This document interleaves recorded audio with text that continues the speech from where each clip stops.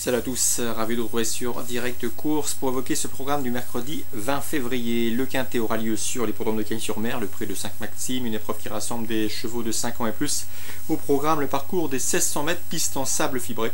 Je vous invite à retrouver ma sélection complète dans la rubrique pronostic car j'ai pas mal d'infos à vous transmettre concernant la Réunion 2 sur l'hippodrome de Vire. Notamment dans la première avec l'information de Pascal Barthélémy qui présente le 114 Vivra Vera.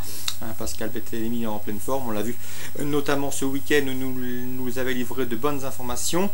Sachez que cette Vivra Vera n'a pas couru depuis le mois de septembre, mais attention, elle a déjà pas mal de travail derrière elle.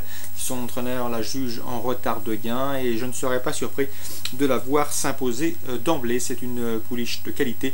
On a d'ailleurs de bons V dans l'écurie avec Vancéenne ou encore Volcano Vici qui peuvent se targuer d'avoir déjà couru au niveau semi-classique. Donc le 114 Vivra Vera, a priori capable de bien faire d'emblée, pourquoi pas de vaincre à belle cote.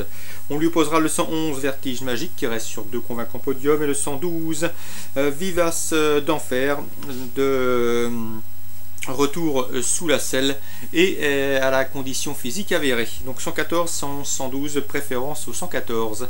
Dans la sixième, j'aime beaucoup le 612 Une Autre Guinette, retour pour lui sur un tracé corde à droite. D'ailleurs sa dernière sortie corde à droite s'était soldée par une victoire à Reims courant novembre. Attention donc. Le 613 Ultimo Déborde mérite également crédit, qui reste sur une 4e place des plus encourageantes à Cherbourg, d'autant que ce jour-là, Ultimo Déborde n'avait pas couru depuis 9 mois, donc une course de rentrée des plus satisfaisantes. 612, 613. Dans la 8e, j'aime bien le 815 Timaco Verderie, un cheval qui vient d'effectuer une course de rentrée au Sulky.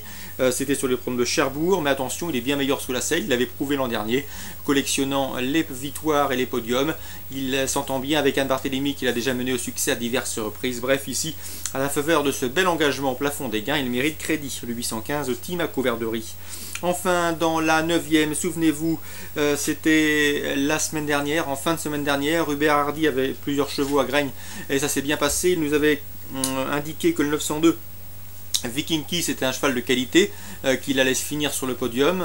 La course lui a donné raison puisque son cheval a terminé 3e et ce jour-là, nul doute que s'il avait trouvé l'ouverture dans la phase finale, il aurait sans conteste inquiété le lauréat. Il n'a jamais pu s'exprimer dans la phase finale, terminant 3e avec des ressources.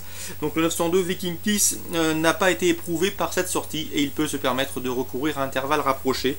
Ici, c'est une belle chance pour terminer sur le podium car il y a 2-3 clients sérieux. Je pense au 913 Vulcan Candes, invaincu en 2 sorties corde droite et qui n'a jamais terminé plus loin que 2e en 3 sorties publiques.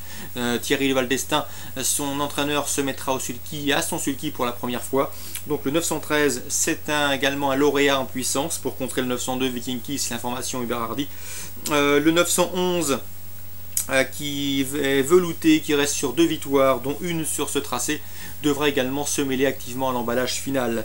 902, 913, 911, attention également au 914 pour une combinaison plus élargie, un cheval qui se montre assez régulier en semblable société. Donc voilà pour les courses ciblées à Vire en Réunion 2, première, 6e, 8e et 9e. Très bon jeu à tous, rendez-vous demain.